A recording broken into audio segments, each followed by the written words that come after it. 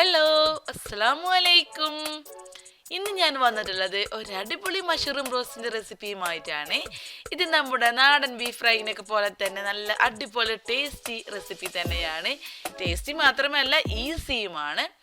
ഇത് അപ്പത്തിൻ്റെ കൂടെയോ ചപ്പാത്തിയുടെ കൂടെയോ ചോറിൻ്റെ കൂടെയോ എന്തിൻ്റെ കൂടെ വേണമെങ്കിലും നിങ്ങൾക്ക് നല്ലൊരു ഡിഷായിട്ട് തന്നെ കഴിക്കാവുന്നതാണ്. അപ്പം നമുക്ക് വീഡിയോയിലോട്ട് പോവാം. Welcome to Minu's world.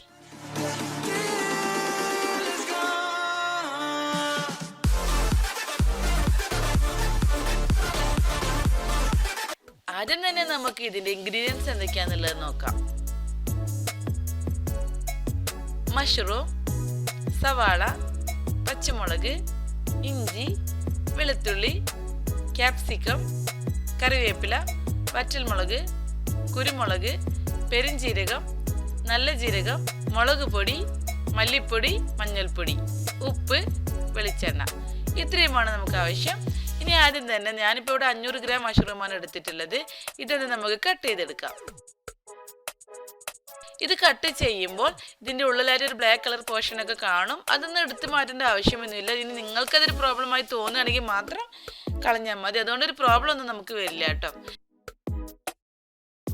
ഇനി അതിൻ്റെ ഉള്ളിലായിട്ട് ചെറിയ ഫംഗൽ ഇൻഫെക്ഷനൊക്കെ കാണുന്നതാണ്. അപ്പോൾ അതൊന്ന് കട്ട് ചെയ്ത് മാറ്റേണ്ടതാണ്. ഇനി ഇതെല്ലാം നമുക്കൊന്ന് കട്ട് ചെയ്തെടുക്കാം. ഇപ്പൊ നമ്മളുടെ മഷ്റൂം ഒക്കെ കട്ട് ചെയ്ത് കഴിഞ്ഞിട്ടുണ്ട്. ഇനി അതൊരു പാത്രത്തിലേക്ക് മാറ്റാം.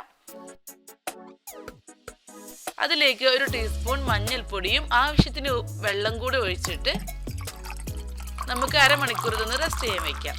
ഇതിന്റെ ഉള്ളിലുള്ള ഫംഗൽ ഇൻഫെക്ഷൻ എന്തെങ്കിലും ഉണ്ടെങ്കിലോ എന്ന് വിചാരിച്ചിട്ടാണ് നമ്മൾ അങ്ങനെ ചെയ്യുന്നത്.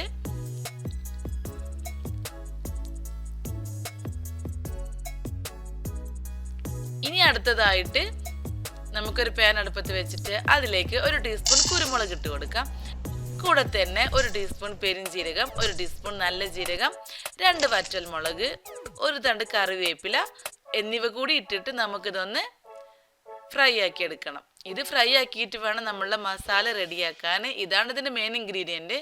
ഇനി അതിൻ്റെ കൂടെ തന്നെ 2 ചെറിയ കഷ്ണം കറുകാപ്പട്ടയും 2 ഗ്രാമ്പൂവും കൂടി ഇട്ട് കൊടുക്കാം. അത് കുറച്ച് മതി കേട്ടോ, അത് അധികം ഇടരുത്, അപ്പോൾ ടേസ്റ്റേ മാറിപ്പോകും. ഇതിപ്പോൾ നല്ലോണം ഫ്രൈ ആയി വന്നിട്ടുണ്ട്. ഇനി നമുക്കിതൊന്ന് ഒരു പാത്രത്തിലേക്ക് മാറ്റിയിട്ട് തണുക്കാൻ വെക്കാം. തണുത്തതിന് ശേഷം വേണം ഇത് പൊടിച്ചെടുക്കാൻ.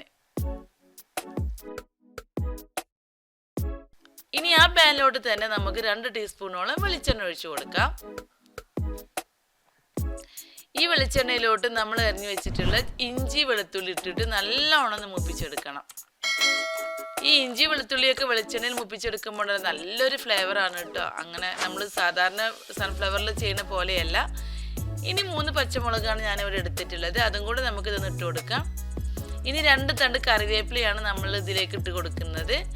കറിവേപ്പിലേക്ക് ഇടുമ്പോൾ നമ്മൾ ശ്രദ്ധിക്കുക ദേഹത്തേക്ക് തെറിക്കാതെ. ഇനി ഇതെല്ലാം കൂടെ ഒന്ന് മിക്സ് ആക്കിയിട്ട് നല്ലോണം മൂപ്പിച്ചെടുക്കാം. ഇനി അതിലേക്ക് നമ്മൾ ഏറ്റവും അവസാനമായിട്ട് ഇട്ട് കൊടുക്കേണ്ടത് നമ്മൾ സവാളയാണ്. സവാള ഇതിലേക്ക് ഇടുന്നത് ചെറുതാക്കി അരിഞ്ഞിട്ട് വേണം കേട്ടോ, അത് അങ്ങനെ തന്നെ വേണം. ഇനി അതൊന്ന് പെട്ടെന്ന് വഴന്ന് വരാൻ വേണ്ടിയിട്ട് നമുക്ക് ഒരു ലേശം ഉപ്പും കൂടി ഇട്ട് കൊടുക്കാം.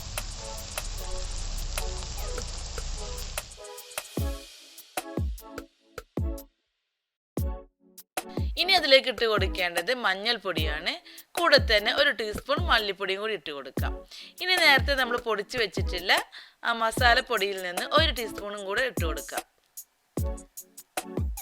ഇനി ഉള്ളിയും ഈ മസാലപ്പൊടിയും ഒക്കെ നല്ലോണം ഫ്രൈ ചെയ്തെടുക്കണം. ഇതിപ്പോൾ റെഡിയായി വന്നിട്ടുണ്ട്. ഇനി നമുക്ക് ഇതിലേക്ക് ആഡ് ചെയ്ത് കൊടുക്കേണ്ടത് നമ്മളുടെ മഷ്റൂമാണ്. ഞാനിപ്പോൾ ഇവിടെ കഴുകി വൃത്തിയാക്കി വെച്ചിട്ടുണ്ട്. ഈ മഞ്ഞളിൽ നിന്നൊക്കെ എടുത്തിട്ട് ഇത് മഞ്ഞളിൽ ഇട്ടതുകൊണ്ട് കുറച്ചൊരു യെല്ലോ കളറൊക്കെ വന്നിട്ടുണ്ട്. അത് കുഴപ്പമില്ലാതെ നല്ലത് തന്നെയാണ്. ഇപ്പം നമ്മളുടെ മസാലയൊക്കെ ഈ മഷ്റൂമിലേക്ക് പിടിക്കുന്ന വിധത്തിൽ നല്ലോണം മിക്സ് ചെയ്തെടുക്കണം. എന്നിട്ട് ഇതൊരു 15 മിനിറ്റ് നമുക്ക് അടച്ചു വെച്ചിട്ട് വേവിച്ചെടുക്കണം.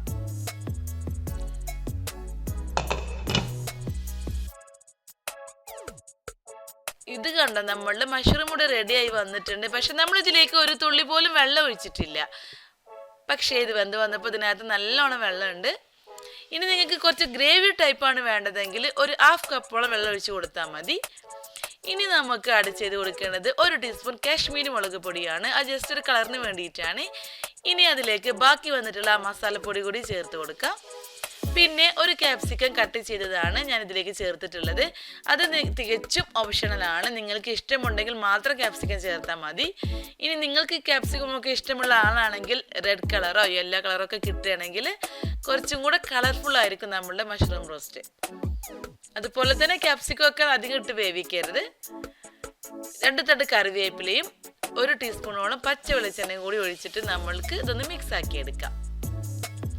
ഇതാ കണ്ടോ, നമ്മളുടെ ടേസ്റ്റി മഷ്റൂം ഫ്രൈ ഇവിടെ റെഡി ആയിട്ടുണ്ട്. അപ്പം എല്ലാവരും ഈ ഡിഷ് ഒന്ന് ട്രൈ ചെയ്ത് നോക്കണം. നിങ്ങൾക്ക് റെസിപ്പി കാണുമ്പോൾ തന്നെ കൊതിയാവുന്നുണ്ടെന്ന് എനിക്കറിയാം. ഇത് കണ്ടോ, നല്ല ആവി പറക്കുന്ന മഷ്റൂം ഫ്രൈ ആണിത്. ഇത് കാണുമ്പോൾ തന്നെ എല്ലാവരും പെട്ടെന്ന് പോയിട്ട് മഷ്റൂം വാങ്ങിയിട്ട് ട്രൈ ചെയ്ത് നോക്കിയിട്ട് അതിൻ്റെ ഫീഡ്ബാക്ക്സ് എനിക്ക് കമൻറ്റ്സ് ആയിട്ട് അറിയിക്കാൻ മറക്കരുത്. നിങ്ങൾ എൻ്റെ ചാനൽ ഇതുവരെ സബ്സ്ക്രൈബ് ചെയ്യാതെയാണ് കാണുന്നതെങ്കിൽ ഒന്ന് സബ്സ്ക്രൈബ് ചെയ്തേക്കണേ. അതോടൊപ്പം ആ ബെല്ലൈക്കൻ കൂടി ഒന്ന് പ്രസ് ചെയ്യാൻ മറക്കരുത്. എന്നാലേ ഞാനിടുന്ന വീഡിയോസിൻ്റെ എല്ലാ നോട്ടിഫിക്കേഷൻസും നിങ്ങൾക്ക് ലഭിക്കും.